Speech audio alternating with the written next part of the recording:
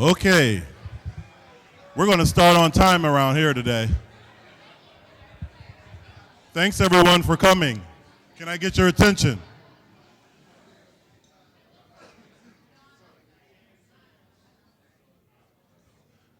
I'd like to turn it over to Rod Baird from the Detroit News.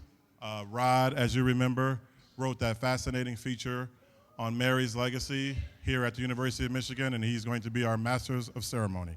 Rod.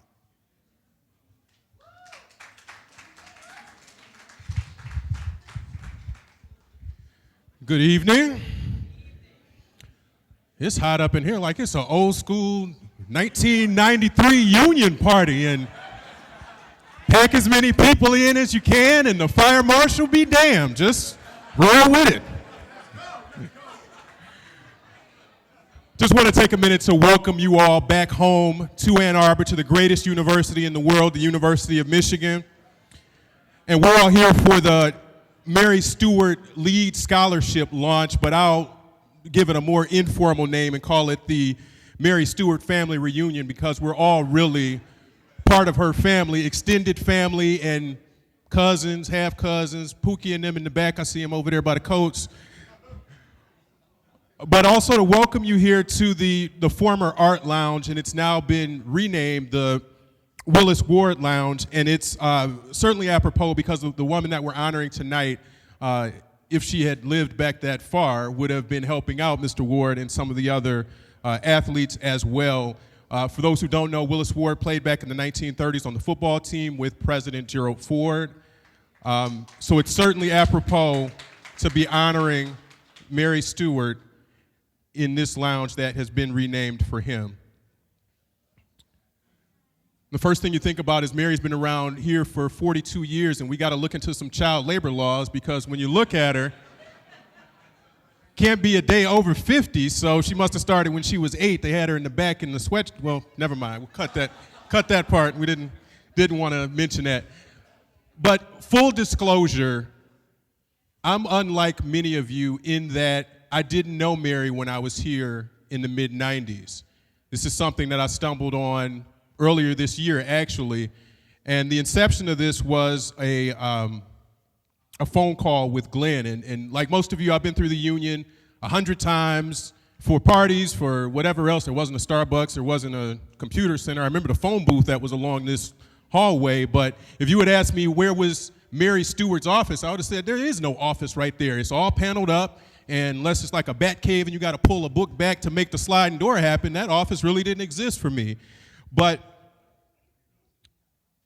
the thing of it is, you didn't need some kind of password or handshake in order to have access to Mary Stewart. She was available for everybody. It wasn't some type of exclusive club. You just needed to know where to look, and that help and that love was there all the time. So when Glenn called me about this story idea, and I get story ideas from everybody. Hey, write about the Lions, why the Lions can't win, or the Pistons, why they're terrible. So he said, I got a story for you. I said, Glenn, this has to be a sports story. So as I recall, he said something like, this is better than a sports story. You're going to love this. So as we went back and forth and we talked about it, and he gave me the background, I was hooked immediately, and I knew this was a story. But I have to do a sales job with my editor and tell him this is something that we should really care about. So on one hand, I have to say, well, hey, she helped Derek Jeter and all these other athletes, but in the back of my mind, I'm saying there's another story here that I'm going to tell. So I'll go in the front door, but I'll bring some other stuff with me so I can tell the complete version of this story. So with editors and with newspapers, for those who even are old enough to read newspapers still, you have to battle for space. You have to figure out what kind of story you're going to tell. My editor wasn't really convinced, and so I had to do a very good sales job because I hadn't even met Mary yet. So when I got to campus and I figured out that it wasn't behind some secret door and her office was there, immediately when I stepped in the door and I looked at the wall, it was like some kind of shrine. And it wasn't just the pictures were stories. And the quote that I used, that she said, they're not pictures, they're relationships. Each one of those pictures, as she was taking it down, and that day that I came, she was taking those things down to preserve them for the Bentley Library. she could tell a story about every single person. And what I realized was, although we were here at the same time, we knew the same people. I could look at that person and say, hey, that's a young version of Les. That's Glenn. That's this person. So we knew all the same people. We just hadn't crossed paths. Everyone has some kind of common link in college. There's some professor, there's some staff person. For most of you guys here, it was Mary. What I realized in trying to write this story was that it became less of an interview when I was trying to talk to her and more of a conversation. This is something that I've done hundreds of times in trying to write a story and interviewing somebody, and you have your list of questions. I almost tossed my notebook of questions to the side because I could just kick it. This wasn't some subject that I was talking about. This was somebody who knew the same people, who had a common background. We shared a common thread in the mosaic of the Michigan experience, and that was something that I needed to get across in the story. So I kind of tossed that thing to the side and started from scratch. And it turned out to be a good enough story, and it's one of the stories that I'm most proud of in my career because it started from something that I had to cultivate, create a story, do a sales job. And again, in trying to get this story in the paper, I thought I'd get a couple of columns, couple of little whatever. So after I wrote the story, my editor said, you know what, we're going to put this on the front page of the sports section in tomorrow's paper. And so it was that sense of relief that I had done a good job. I had done justice to Mary's story, and there were other people who were going to hear about what she had done and what she had accomplished in her 42 years here at the university. So just in that talk with Mary, I had kind of set aside my schedule, put the little thing in my calendar, half hour, 45 minutes, in and out, bing, bing, bing. So 2 hours later, after I was engaged, but I left there thinking, look at what I missed out on when I was here. This is somebody who could have helped me in so many ways, not just about financial aid or not just about anything, but somebody, a safe haven that you can go, that you can bring your problems, leave them at the door, kick your feet up in that chair, and feel like you're at home. And that's, I think, the theme of this is everybody's coming home for homecoming, but everybody's also coming to pay tribute to a very, very dear woman. You're very well loved, and you'll very well be missed by the university. Again, not just for your personality, but for the opportunities that you offered to other individuals. And we want to try to figure out a way to continue that legacy, thus the LEAD scholarship. And I hope this can just be something that you just leave a trace that you were here for the next 42 years when you say that you're 48 still. And people will know what the name Mary Stewart means. And so the irony of all of this is Mary, who doesn't know very much about sports, doesn't care very much about sports, wasn't really about, well, we're adults. I can say being a groupie or being associated with athletes. She was on the front page of the paper, and I had a small part in doing that. So as a writer, you try not to take all the credit because it's really the person who gives you the idea and who makes that story, and it's just your job to sculpt that with the clay. So thank you, Mary. Thank you for all that you've done. For everybody else who may not get an opportunity to say it tonight, I will say thank you.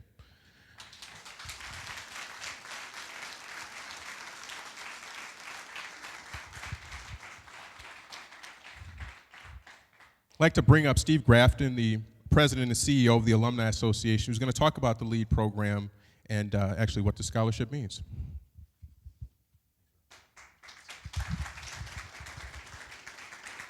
Well, thank you. Thanks, Rod. I appreciate that all of you are here. I just have to tell you, this is amazing to me. I mean, I didn't expect this tonight. I should have, because I've been talking to Glenn about it for almost a year, but to see this kind of enthusiasm it's an amazing thing. And something tells me, right, that if the fire marshal came in, after about 10 minutes, Mary would talk him into not worrying about it anymore. She'd just kind of take care of it. That's right. And like you, even though I've been here over 20 years myself, really have only recently come to know Mary, and it didn't take very long to understand why there's an audience like this tonight. Because even though there are people here that first connected with Mary 40 years ago, and we think about that, for me, with this short connection, I already feel like you've touched my life. And there's just something about you, Mary, that there's something about Mary. There ought to be a movie about that or something, right?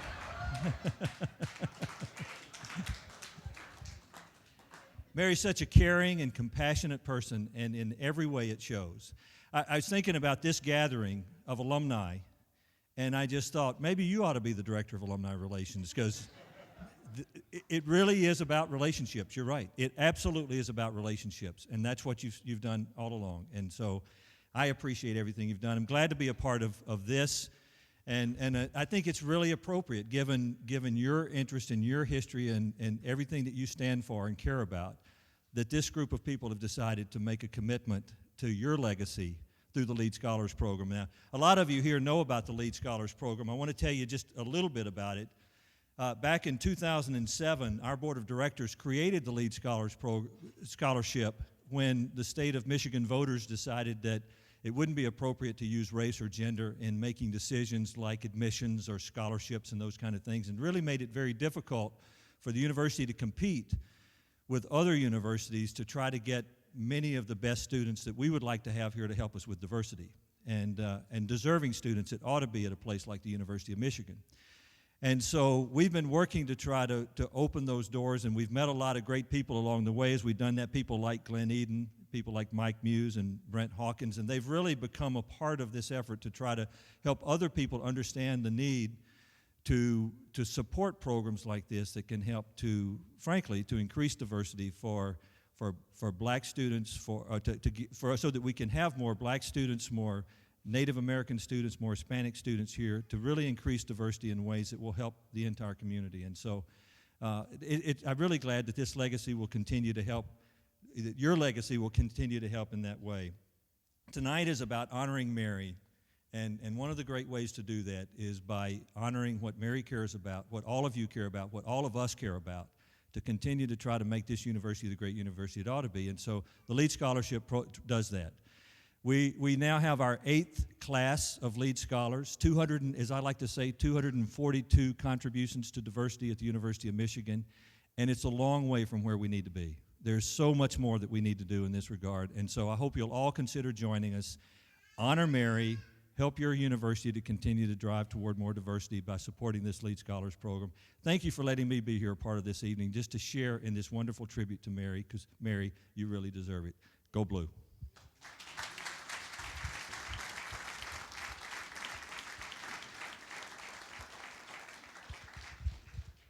Again, I mentioned what this was kind of Glenn's little hatchling in his brain of how do we honor and how do we figure out a way to cherish the legacy and to keep something going. It's not just, all right, Mary, 42 years, thanks. Here's a Starbucks on the way out. It was something that you had to leave here in its place. So Glenn and Mike Muse are going to talk about the legacy and really what the driving force behind this scholarship inception was. If you're on that Facebook group for this event, you've seen videos every day of folks. Yeah, that's the PR guy. But it was actually, and I called Glenn and I said that was a very good way to roll this out, because if you had told me there were 20-some videos and you just dumped them all on a Wednesday, well, I'd watch 2 of them.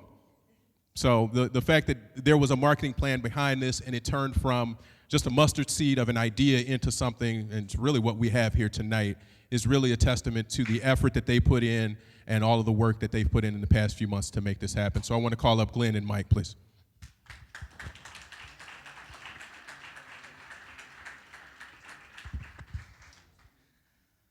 Good evening, everyone. It is an honor and a pleasure to stand here in this room, and in particular to stand next to who I've been calling affectionately my brother in blue, Mr. Glenn Eden.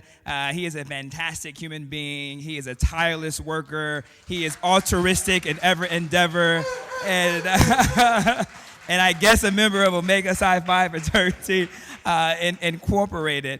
And I think that what's interesting. What's interesting about the fact that I'm actually standing next to Glenn Eden is really because of Mary. And I saw Glenn Eden on the walls, right? And seeing Glenn Eden on the walls, I heard the stories of Glenn Eden, right? And so when it came time for me to meet Glenn Eden in a bar in Chicago 6 years ago, because Mary said, you have to meet Glenn, I was excited. I said, I get to meet the Glenn Eden? I was like, Mary, do you think he would make time to meet with me? And he said yes, and he showed up, and he was fantastic, and he didn't let me down. And that's the beauty of what this room is, and this is the beauty of what the magic of you are, Mary, right? To me, I look out and I can't stop smiling because of the fact that this represents your wall coming to life. All the images on your wall are here tonight. And that is a beautiful thing that no one is able to witness unless you were either a visitor of you or you were on the wall, and that you're here tonight to witness the magic and the beauty of who you are. I've been trying to think about who are you, and really what you are, I think, doesn't really contextualize it. I never knew what your title was, and that wasn't what's important. But you're responsible for every student leader that is here. You're responsible for everyone who's advocating tirelessly in their communities across the country because you recognize the importance of student leadership. We're at a large university, and we don't get the support that we need as student leaders. The athletes have counseling. The athletes have support. The athletes have support when they go out in the field in front of millions of Americans every Saturday to say, you're okay, right? You matter, you value. Let me help you to the next Saturday. Who do we, the student leaders, have? Nobody. But we had you. And in particular, a student leader who is black to fight this institution who is known for not committing to diversity. Right? So our student groups had to fight for every soda in the rooms, for every bottled water in our meetings, to fight for every union party, to fight so that we didn't have to go out the side door like they tried to make us do, but to allow us to go out the front door. It was you who gave us that encouragement to say, no, you matter, go out the front, here's how you fight. You were never afraid to say the word black. In a world of polite society, you never shut your mouth. You stood up to this institution that is not easy to stand up to. In all of your 4'2" glory, you said, my black kids matter. You've been doing that before Black Lives Matter hashtag. It was you, Mary, right?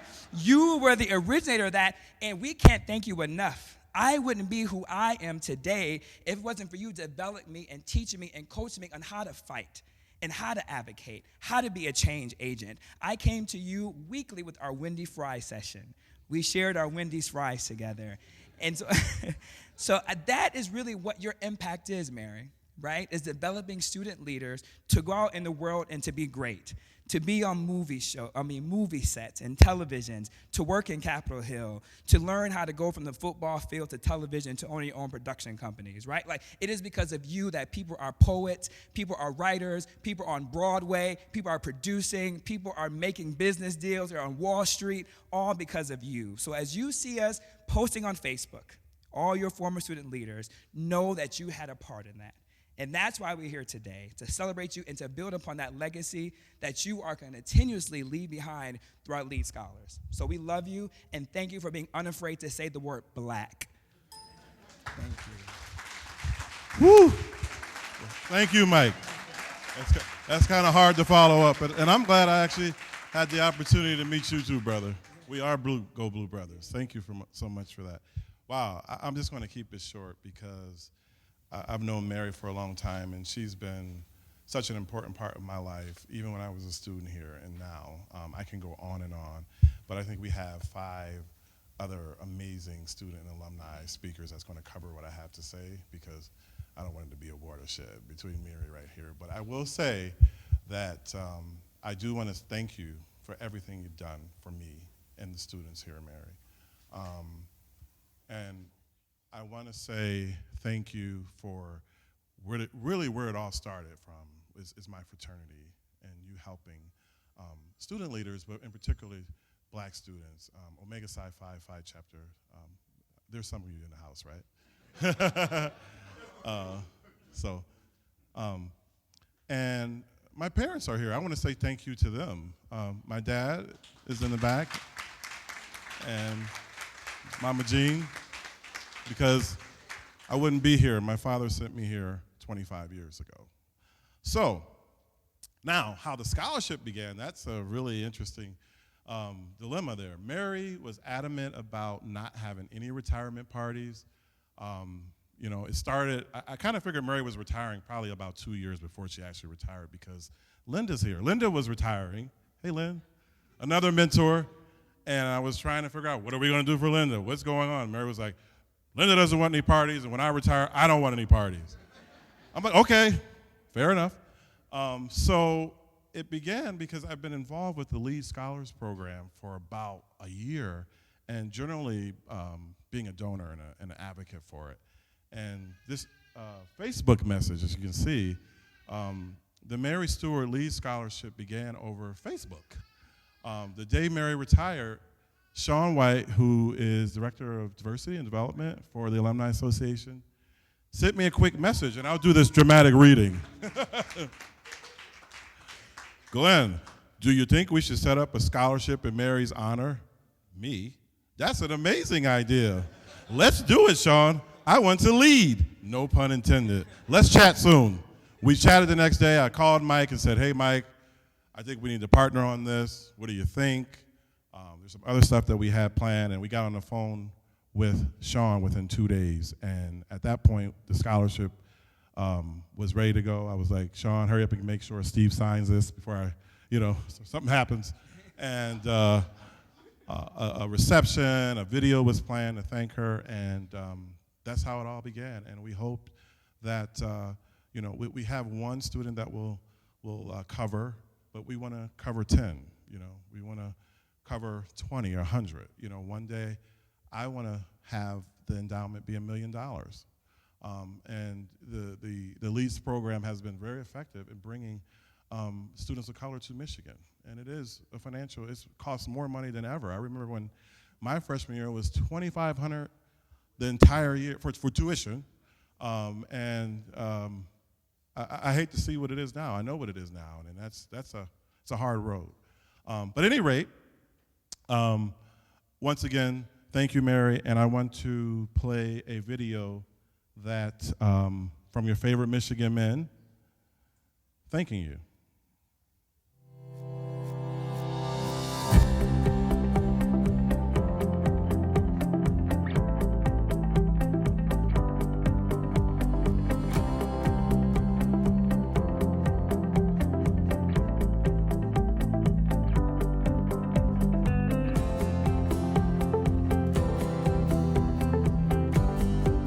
It's your boyfriend Denard. Congratulations on your retirement. We're gonna miss you, but hopefully we can spend more time together.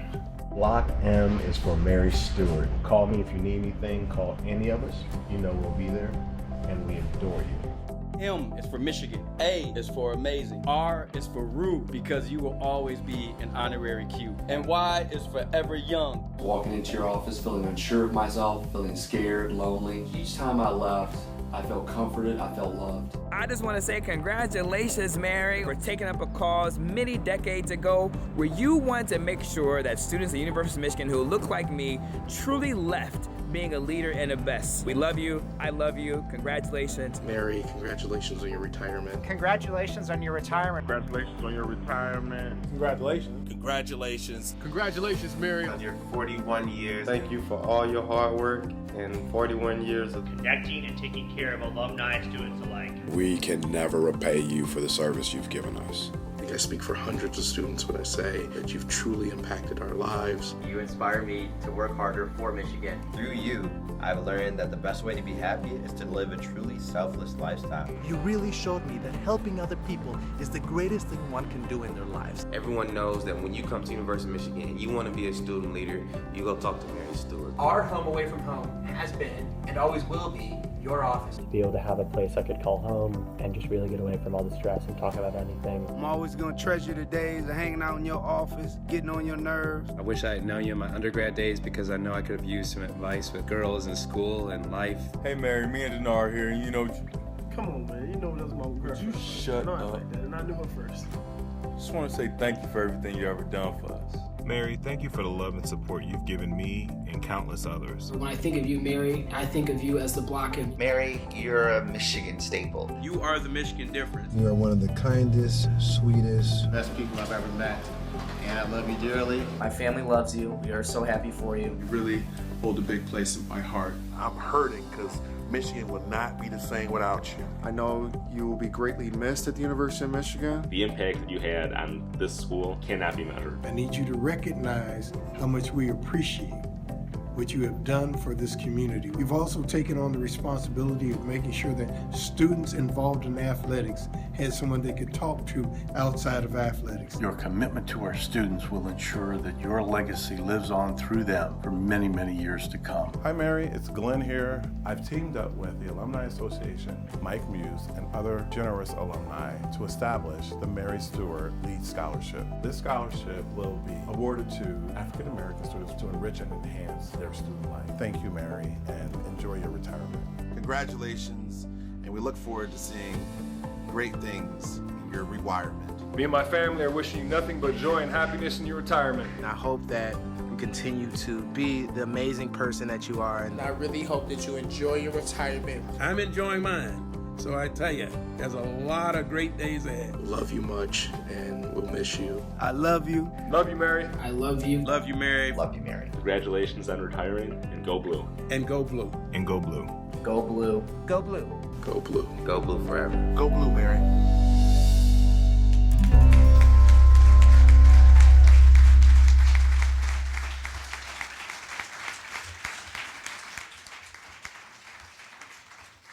Go blue. Thank you, Mary.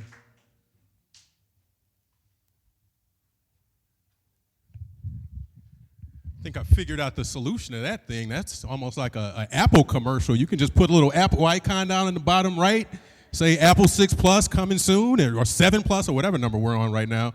Get a sponsorship, and we're good on that $1 million donation that we're looking for. I mentioned earlier that the day that I came to talk to Mary, she was taking down her great montage of photos and donating them to the Bentley Library.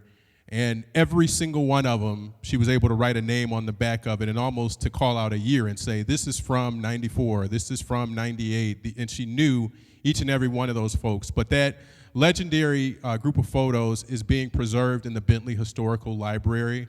And to talk a little bit more about that, we've got Greg Kinney, who's going to tell us how exactly that's being preserved and how you can go and you can see all of Mary's pictures.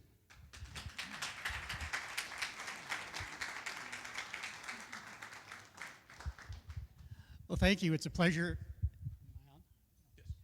It's a pleasure being here tonight. I want to give a special thanks to Sean White, who reached out to the Bentley Library when Mary was retiring and arranged for us to come down and pick up some of the material and observe the dismantling of her office. The Bentley's the archives for the University of Michigan. We collect everything from the original founding documents of the university to we recently received Mary Sue Coleman's papers. And it's a real pleasure to add some of the papers of some of the staff that we don't get that often. And Mary's papers have now been cataloged as the Mary Stewart Collection in the Bentley Library. You can go to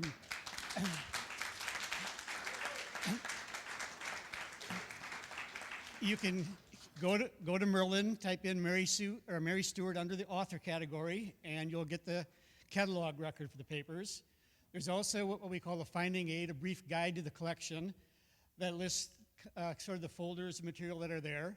And some of the material came to us digitally, and that is online, a large collection of clippings from our office. And we also captured a version of this video and put it in the university system just in case YouTube ever goes away. We'll still have it. It's really interesting, too, that the Bentley has a traveling scholars program where we invite graduate students, PhD student candidates to come to do research at the Bentley. And we've had one, a year ago, scholar who was doing research on, our topic was how the sort of socialization of black student athletes on campus. And we were able to put the person in touch with Mary. And it was just a great coincidence that happened right at the very same time. And this will be just a natural resource, and I'm sure if he hasn't already, they'll be interviewing you for that. Yes. Yeah. Good.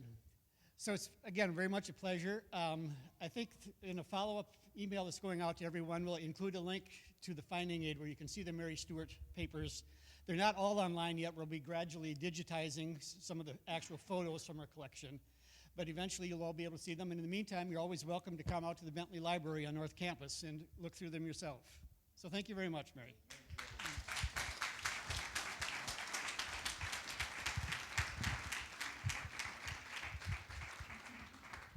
Now that I think back on it, we could have organize a little barter thing going on. We'll give you all a Mary stuff if we can get those Fab Five banners out of one of those crates in the basement.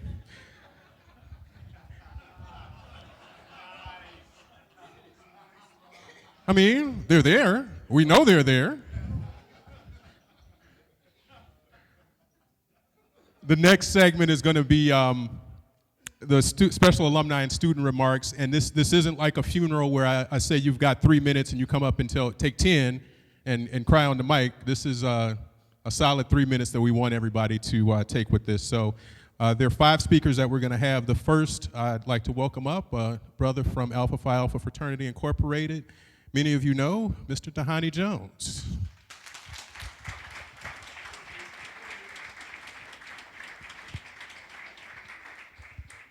He almost walked by.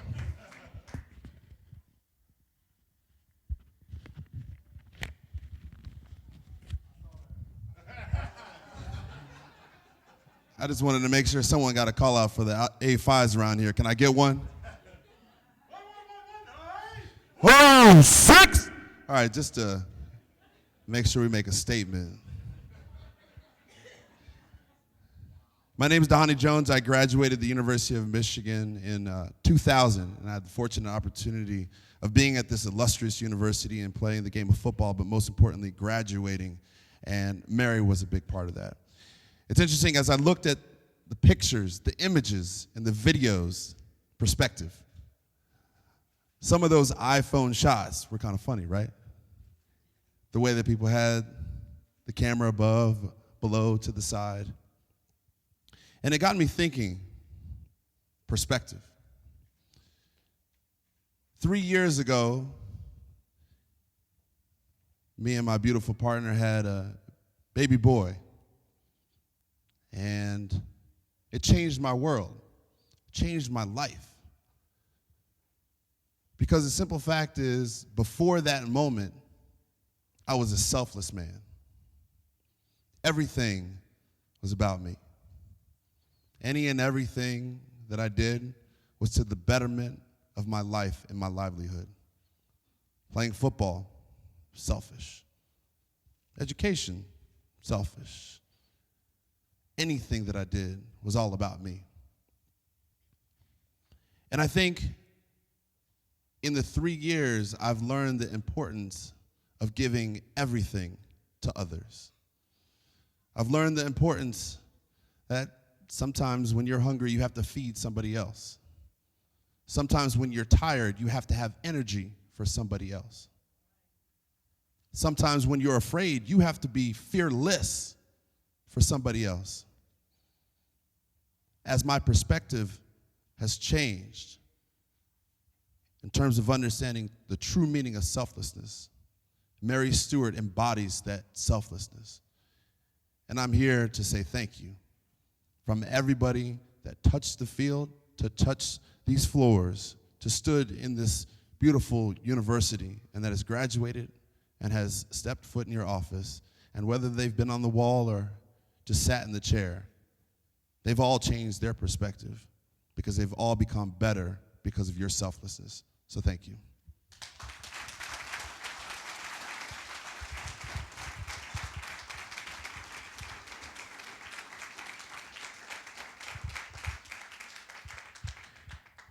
Next, I want to bring up Phil Shermer. Phil is a 2014 graduate. He founded Music Matters, which hosts an annual music and tech and arts festival that raises money for charity. He's currently a brand strategy analyst at BlackRock, and before that, he was a White House intern for the National Economic Council, and he's also been on movie sets of Dark Knight Rises, Batman, and Perks of Being a Wallflower. Is that on Netflix, or how do we get that? VHS, Beta, Betamax. Welcome Phil up.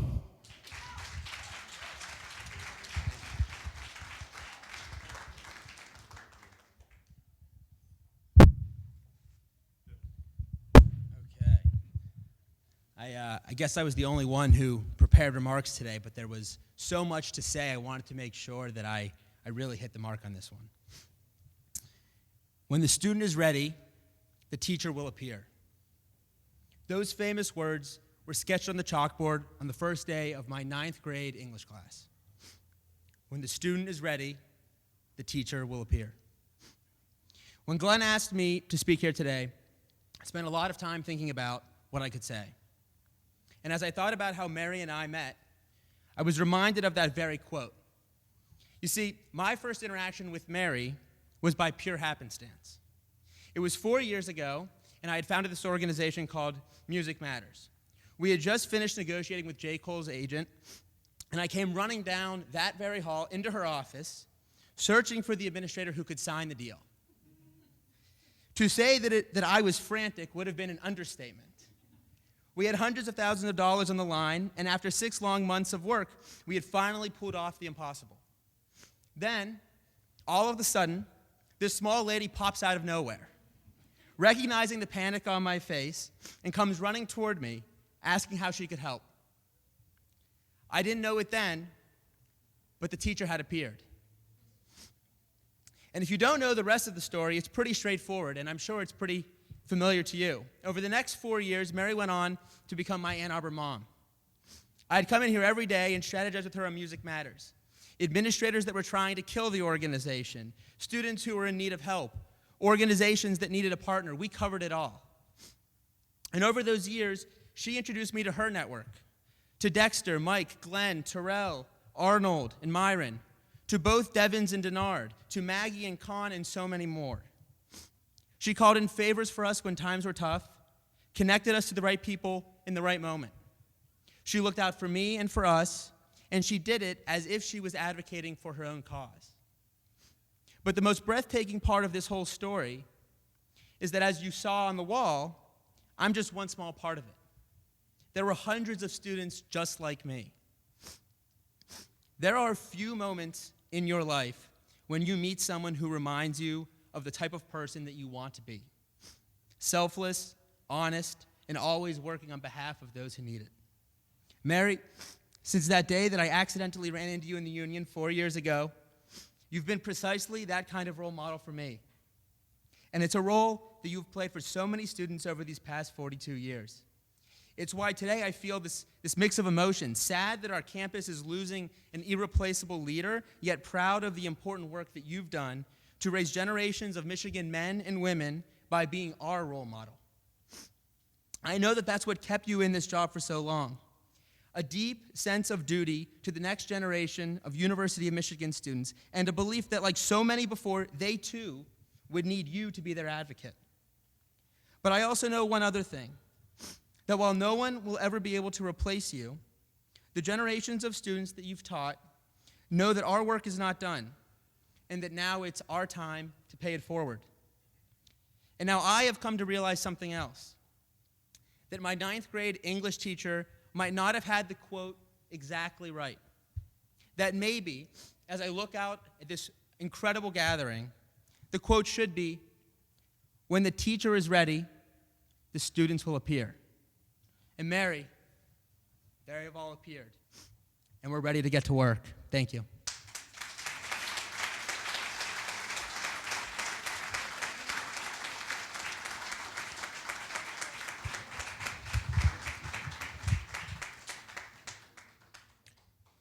Absolutely awesome and inspiring words, and I'm sure we'll hear more from our next couple of speakers. The next I want to bring up is one of my contemporaries. She graduated in 1996 with a BA in communication, and during her time here, she was a proud founder of Delta Tau Lambda Sorority Incorporated, which was founded here in 1994. Since then, she's earned her PhD in educational management from Hampton University, and now she's the director of outreach, orientation, and enrollment services at Portland Community College. Please welcome Dr. Daralise. I get in trouble when I say Daralise. It's Daralise Garcia McMillan.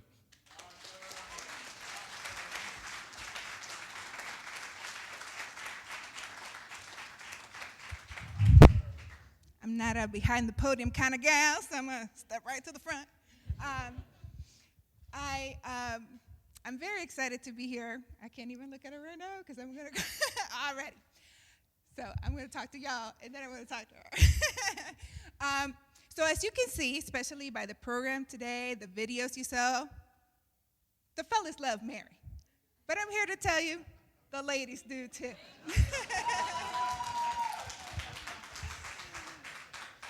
And I'm particularly honored to be representing the Latina contingency, because we got the Mary hookup too. And we're so lucky. So, as it was mentioned, I'm one of the founders of Delta Tau Lambda Sorority Incorporated, and I really struggled, stretched my brain to try to remember who was the first person who said, go see Mary. I don't know who he or she was, but I'm pretty sure it was a Q. I'm just guessing. Let's put that out there.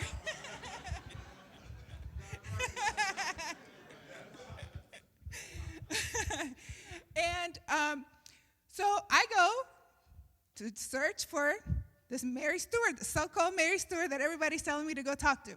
So I find this beautiful, tiny little woman, and I start talking to her. And I think what has been shared so far, the sentiments are exactly what I felt. Just coming into an office and feeling like you were home. And sharing that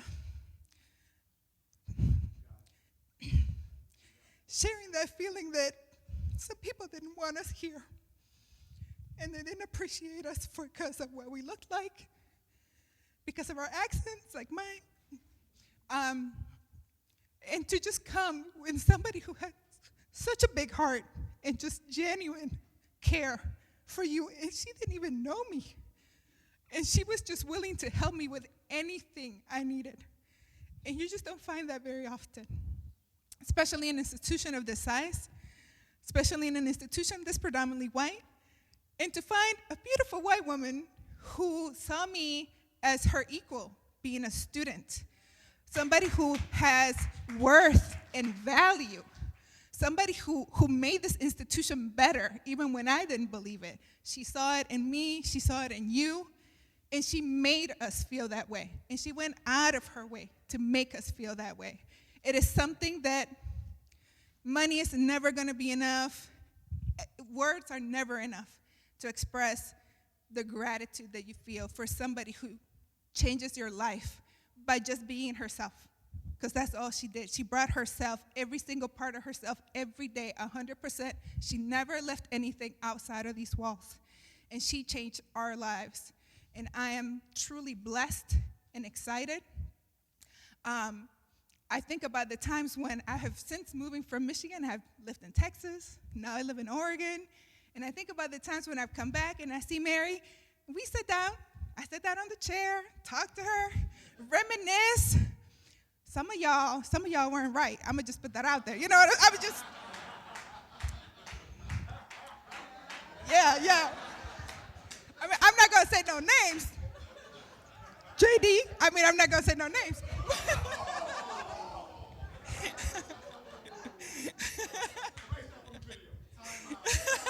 It's all in love, it's all in love. But that's what we have. We have beautiful memories. We have grown as individuals because one woman was willing to give her all.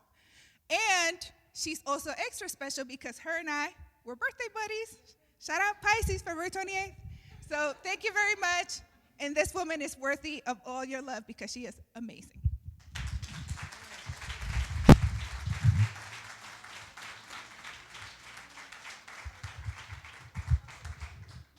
You always think when you mentally roll through these things, are we gonna make it through this without somebody crying? Somebody's gonna cry somewhere, and then you start placing bets. I think didn't have it on Dare Lee's, but the next speaker we have coming up is a recent graduate who has a dual degree in sports management and sociology, and she's now pursuing her MBA concentrating in sports management at Tiffin University in Ohio. She's a teacher's assistant at High Point School in Ann Arbor. And while she was on campus, like most of us, she was overloaded with social activities. Involved with SIBS, the Black Volunteer Network, a member of the BSU, and an intern with the Michigan football team. Please put your hands together and welcome Courtney Funches.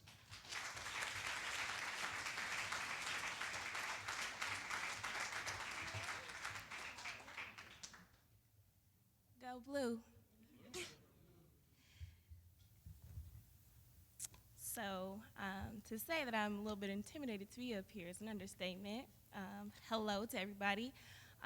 Thank you all for coming out tonight. Thank you. Today we celebrate a woman who has opened her door to us, who has lent her ear to us.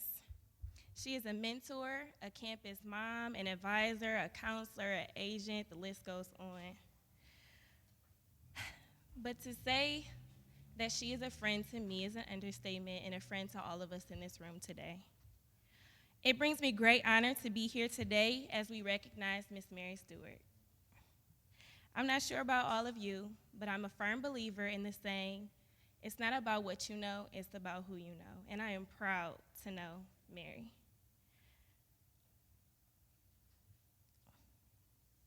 I am so blessed to have had the opportunity as a student for 5 very, very long years to build a relationship with Mary Stewart. I spent countless hours in her office, planning events, mapping out my life, and making introductions to like-minded individuals like myself. Mary Stewart is the definition of the plug, okay? If it wasn't for her, I would not have had many jobs that I've had on campus. I wouldn't have known different resources that were available to me on campus. I wouldn't have met Cindy Bank or Beth Humford or the rest of the staff in the office of the general counsel. I wouldn't have met and gained great mentors and advice from people in my field like David Middleton and Hayes Grooms. I wouldn't have been able to have the experience that I had while I was here on campus. Mary, to me, is the puzzle piece that's missing in a lot of young African American students' lives while we're transitioning to the next level and taking the path and looking for the path to success. I know that she will always be a call or a Facebook message away. So when I got wind of her retirement, I thought it was just a rumor. I dropped everything in the midst of graduation preparation and studying for finals and went to her office to hear it from myself. After a few tears and a moment of reminiscing, I was still in disbelief that the university was allowing one of its most precious gems to retire. She's always making things happen for us on campus. As a student and now alumna, it's always a great feeling to know that somebody's in your corner. She's a mover and a shaker, always so supportive and continues to do so. She has the most friends in the world, and I'm positive if she branched out her social media outlets, she would have a verified symbol. Forget trying to meet the football coaches and the basketball coaches or the president. I prefer to know Mary. No offense or anything. I told her she needs to stick around for a while and be an advisor of some sort, so I hope she's still pondering on that idea, but if not, I hope tonight serves as a reminder to you as to why you're so important. Mary, thank you for all that you've done. Thank you for all that you will continue to do, and I just want to say from the bottom of my heart that I love you.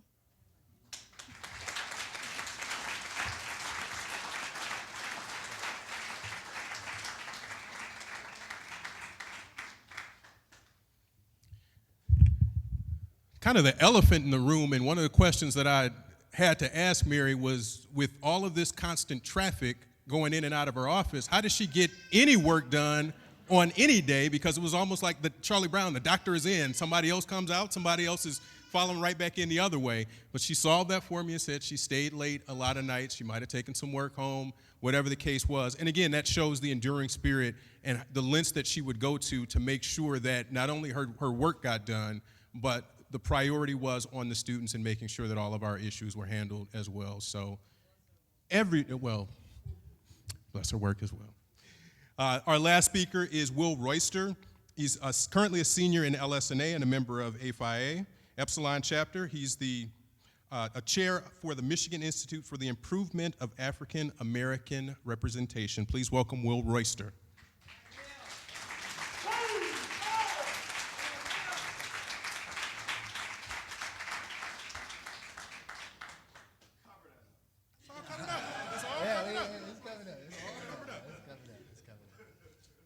Good evening, everyone. Such an honor to be here today to recognize a Michigan legend, Mary Stewart. Last year, I had the pleasure of meeting Mary Stewart from another one of her mentees, Kenan Thomas. We were passing her office, and he said, hey, Will, you got to meet this woman. You got to meet this woman if you meet anyone.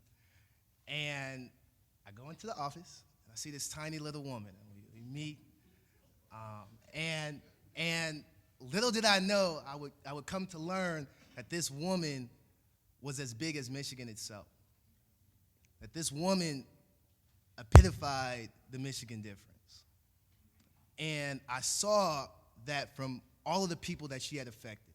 I saw it from the pictures on the wall of many of you that are in the room right now. And I made it one of my goals. I didn't tell that many people, but I made it one of my goals to get on that wall. As many of you did. Don't say you did it. It meant you were legit. So, unfortunately, Mary retired. I never made it to the wall. However, I did make it to Mary's heart. I made it to Mary's heart like Glenn Eaton, like Arnold Reed, like Jabron, like Mike Muse. And making it to Mary's heart meant having someone who believed in you more than you believed in yourself. I told Mary once, I said, hey, Mary, I really want to make a difference in education. I think I want to be the president of an HBCU. And from that day on, anytime I was with Mary, she would always say, hey, this is my friend Will. He's going to be the president of Howard. Just you watch. Just you watch. And on most of those days, or some of those days, I didn't even feel like that myself. You know, some of those days were hard. Some of those days were difficult. Some of those days, I needed that champion. And that's what Mary's been, a champion. So I just want to say that we love you, Mary. We thank you.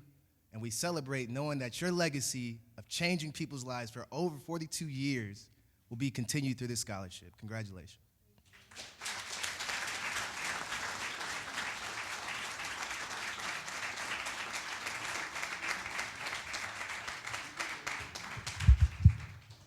And now the product of all of this work, this would be nice if we just had a reception. It was, hey, Mary, great, thanks for all your time.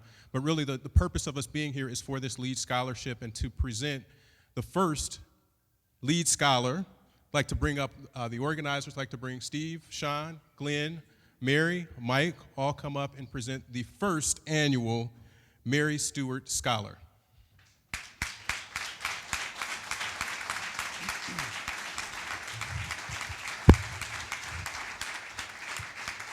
I want to, can we just give it up for Mary one more time? Doesn't she look beautiful tonight? Mary, I don't know how you do it. How do you do it? Look that phenomenal. It's my name is Sean White. I'm the Director of Development at the Alumni Association for Diversity Initiatives, and it's my distinct pleasure tonight to introduce the inaugural Mary Stewart LEAD Scholarship recipient, Royce Jordan Atkins. Royce is from Buffalo Grove, Illinois. He's a freshman in the School of Kinesiology, so I was telling him earlier that I think we have some people in this room that can introduce him to some folks that would be beneficial for him to know. He was the varsity captain for the football team at Buffalo Grove. Also played baseball. He's actually a really impressive guy. I was very impressed with him until he told me he was a Chicago Cubs fan. And I'm not sure why you do that to yourself, but I'm a Tigers fan, so that's not much better. But and he was also the vice president of the Jack and Jill organization there in Buffalo Grove, Illinois. So again, without further ado, it's my pleasure again to introduce Royce Jordan Atkins as the inaugural Mary Stewart LEAD Scholarship recipient, and we'd like to present him with this beautiful plaque and introduce you to Mary Stewart.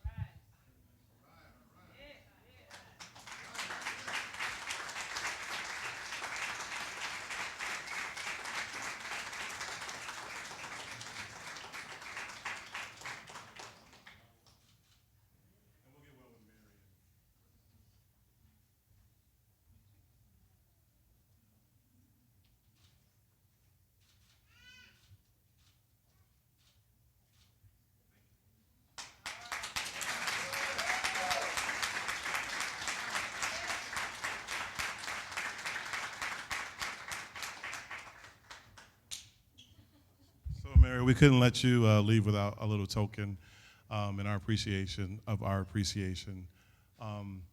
We know your treasured and beloved pictures are in the Bentley forever, and we can all go up to North Campus. Is Bentley still on North Campus? To visit it. But in the meantime, things change here in Ann Arbor. I graduated 25 years ago, 20 years ago. But this is for you, Mary.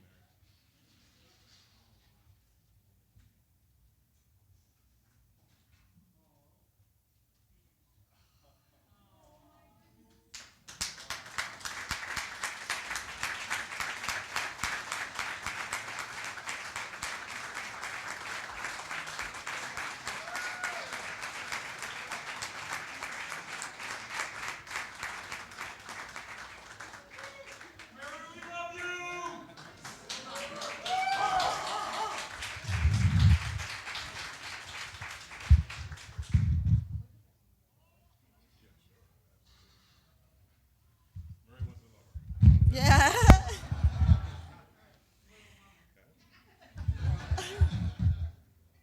I thought I was going to be nervous tonight, but I look around and I feel like we're back in my office, and I see Linda, I see Phil, Miriam, JD. Oh, JD and I spent a lot of time together. But I want to thank you tonight, and I want you to know what a privilege it's been to work with you. I think I'm the luckiest person in the world. That's all there is to it. Who's got the friends that I do? I mean, everybody in this room has affected my life in one way or another. And that was a very special office, let's face it. A lot of things happened in that office. There were sad moments, there were good moments, and there were moments when students would come in and tell me they could no longer stay at Michigan because they no longer had money. No funding. And these are the students that we don't talk about. We do talk a lot about we don't have many black students on campus, and we should. That is an issue, and we should. But what about that student that no one sees, that leaves through the back door and no one knows he's gone? We don't hear about that person. And I think that's very important, that we try to help our students. Tonight, this night is about Jordan. It's not about me. It's about Jordan.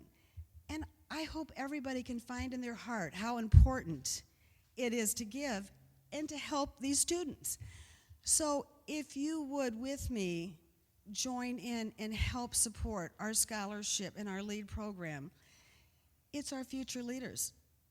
It's our lawmakers. It's our future doctors. It's our lawyers. I was looking at that board on Facebook today. I could never understand how there were so many pictures of Joe Giles on there. And I noticed that today, and I was like, Joe is everywhere, and he is. I couldn't understand that. But anyway, I really want your support.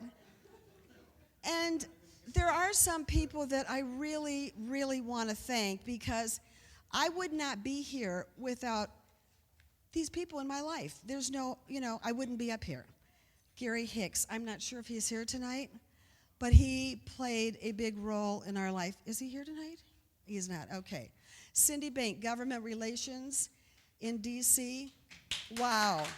She stepped up to the plate all the time to make sure something would happen if a student needed anything. Cindy was on it.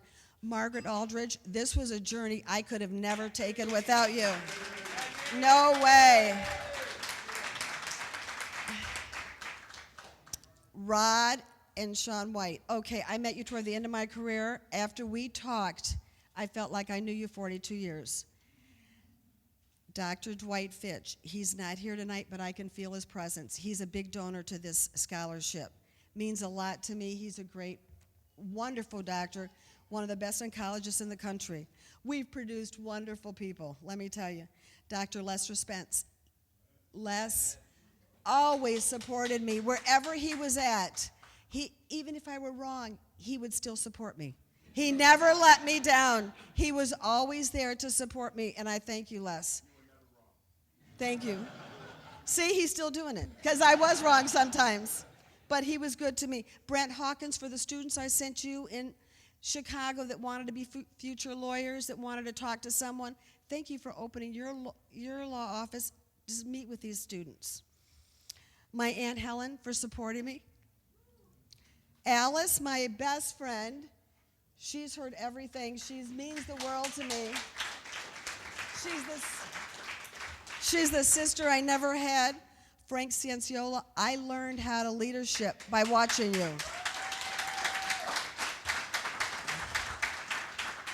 I literally saw Frank be stern, and I saw Frank basically cry. I've seen him love the students more than I ever could have. I learned from Frank. Henry Johnson, you had faith in me from the very beginning, and to the last of my career, you still stopped by the office to see me. I appreciate that. Tim Lynch couldn't be here tonight from General Counsel. Every time he saw me, he asked to send a student. Jane Jakeway, every time you always hired a student, I sent you, and I appreciate it. Because these kids needed money. And if I'd pick up the phone or something, you were there to hire someone, and it meant a lot to me.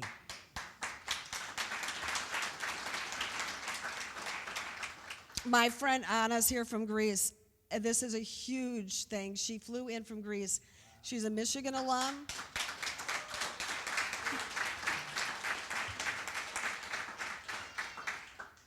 Her father was a chair of the architect. Her husband, her kids, everyone's from Michigan here. Steve, I'd like you to spend some time with her, please. Okay?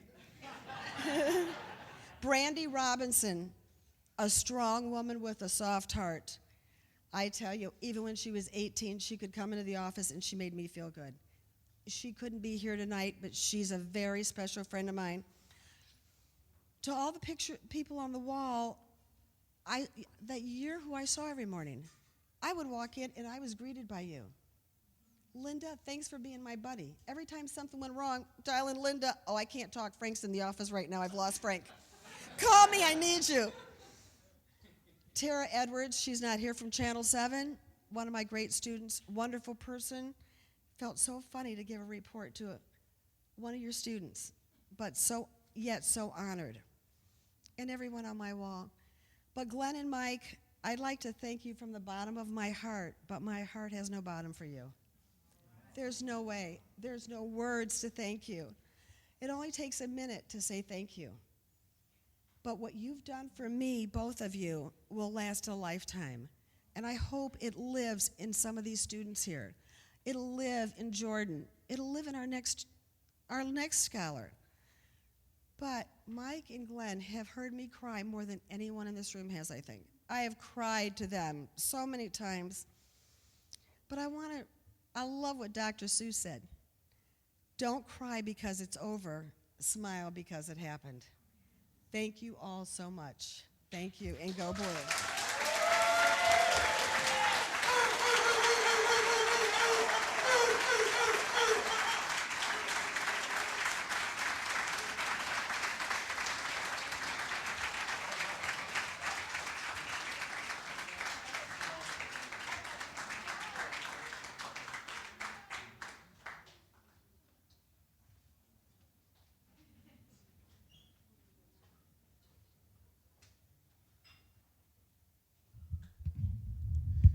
It's just about over. It's just about over. So I want to, again, thank everyone for coming out tonight.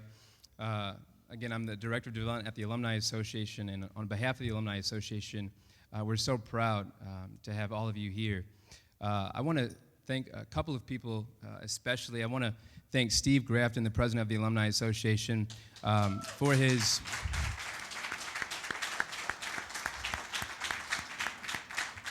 I got to the Alumni Association about 2.5 years ago, and Steve is so committed to diversity, so committed to this effort, and he gives us the resources to be able to put on things like tonight. Gives us the resources for me to fly all over the country and meet with some of the supporters that are here tonight. So thank you, Steve, for all that you've done in your time as president of the Alumni Association. I want to also thank Glenn Eden, Mike Muse, Joe and Stacy Giles, Brent Hawkins. I can name all of you really here tonight, but you've been so helpful for us to get the scholarship off the ground. So thank you to all of you. And then there's this little Greek lady that I want to conclude and thank. Mary, I met you about 1.5 years ago, and I sat in your seat, and I looked at the pictures on the wall, and I texted my friends right after that meeting. I just said, I want to be all those people on the wall. So for me, it's special to be here in front of all of you and see you in person and to know how much Mary's touched you. It's truly an honor for me to be here and to, again, see all the fruits of our labor and our time together, Glenn and Mike kind of planning this. I want to, I think Mary said it best, but I want to again encourage everyone. We have pledge cards all around the room tonight. We'll be sending out an email in follow-up to this event, but please, if you haven't already, we'd like for everyone to contribute. Do whatever is meaningful for you, whether it's $1 or $100 or $1,000. If you're Glenn gave close to $1 million. Not yet, but it's on its way. So, but please, one day. But please, if you see a pledge card and you haven't filled it out yet, please fill it out and contribute. We want you to sow into the scholarship fund and to be a supporter of this and to help students like Royce Jordan and many others. This is an endowed fund, so it's going to be sponsoring a student every year for eternity. So with that, I don't have a glass, but I think we're supposed to do a toast. And Mike Muse is so resourceful and helpful. There's nothing in this, but if you have a glass, you can raise it. If not, maybe just do an imaginary toast. But this is to the incredible, the legend, Mary Stewart. Thank you, Mary. Thank you very much.